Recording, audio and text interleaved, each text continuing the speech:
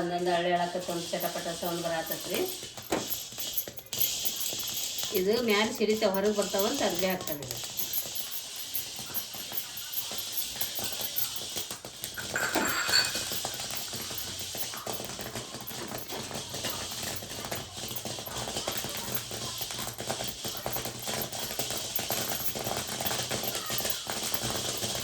ಗುಂಡು ಉಳಿತಾವ ಸಾಧಾರಣ ಸ್ವಲ್ಪ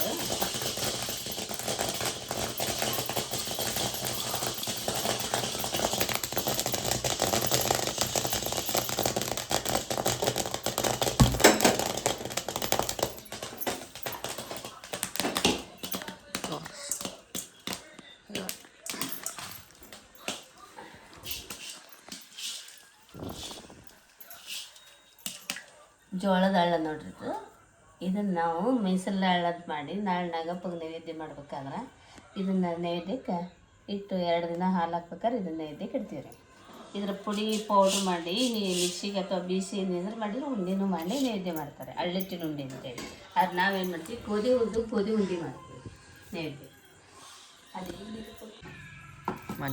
ಸ್ವಲ್ಪ ಎಳ್ಳು ಹುರಿತೀವಿ ನೋಡ್ರಿ. ಎಳ್ಳು ಉಂಡೆ ಕಟ್ಟಕ್ಕೆ ಎಳ್ಳು ಚಿಗಳಿ ಮಾಡ್ತಾರೆ. ನಮ್ಮ ಕಡೆ ನಾಗಪ್ಪಗೆ ಎಳ್ಳು ಚಿಗಳಿ ಮಾಡೋಕ್ಕೆ ಎಳ್ಳು ಹುರಿ ಅದ್ರ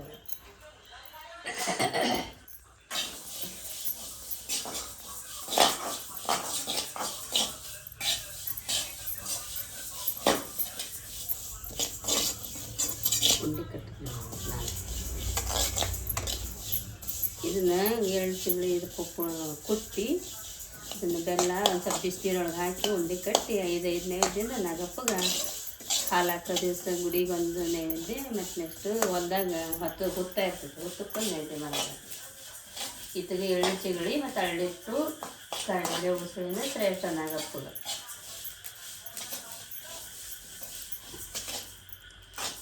ಬಿಳಿ ಎಳ್ಳು ಸಿಗ್ತದೆ ಮನ್ಯಾಗ ಒಂದು ಮಾಡ್ಕೊಂಡು ಹೋಗ್ತಾರೆ.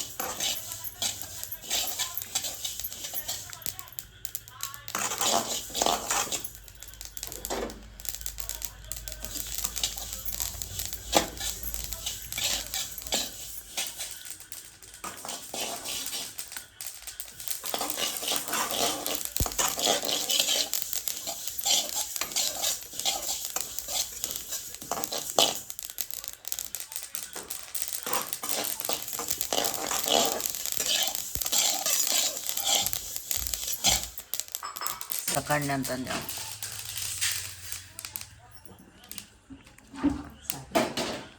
ಹೇಳ. ಇವಾಗ ಇಷ್ಟು ಎಳ್ಳು ಚಿಗಳಿ ಮಾಡಕ್ಕೆ ಎಳ್ಳು ಇದನ್ನು ಮೀಸಲು ಹಳ್ಳು ಹುರಿದಿಟ್ಟಿದ್ವಿ. ಇವನ್ನ ತೆಗೆದಿಟ್ಟು ನೈವೇದ್ಯ ದಿನ ತೆಗೆದು ನಾವು ನೈವೇದ್ಯ ಬಡಿಸ್ತೀವಿ ಅಂದರೆ ಅವಾಗ ತೊಗೊಳ್ತೀವಿ ಮಾಡ್ತೀವಿ. ಇವೆಲ್ಲ ಮಾಮೂಲಾಗಿ ಇವನ್ನ ಹುರ್ಕೊಂಡು ಇದು ಉಂಡೆ, ಹೆಸರು ಉಂಡಿಗೆ. ಇದು ಬಕ್ರಿ ಪಂಚಮಿಗೆ ಅಂತೇಳಿ ಹಬ್ಬದ ತಯಾರಿ ನೋಡಿರಿ. ಅಗಸಿ ಚಟ್ನಿ ಮಾಡ್ಬೇಕಂತ ಅಗಸಿ ಹುರ್ಕೊಳ್ಳೋದ್ರಿ. ಆಮೇಲೆ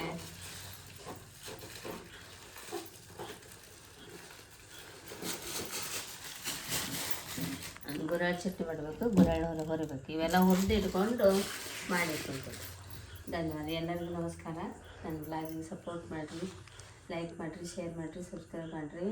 ಸ್ವಲ್ಪ ನಾನು ಲೇಟ್ ಆಗಕತ್ತೈತೆ ವಿಡಿಯೋ ಹಾಕೋದು. ಆದಷ್ಟು ಇನ್ಮೇಲಿಂದ ಬ್ಲಾಗ್ ಮಾಡಿ ಹಾಕ್ತೀನಿ ರೀ. ಎಲ್ಲರಿಗೂ ಶುಭರಾತ್ರಿ. ನಮಸ್ಕಾರ.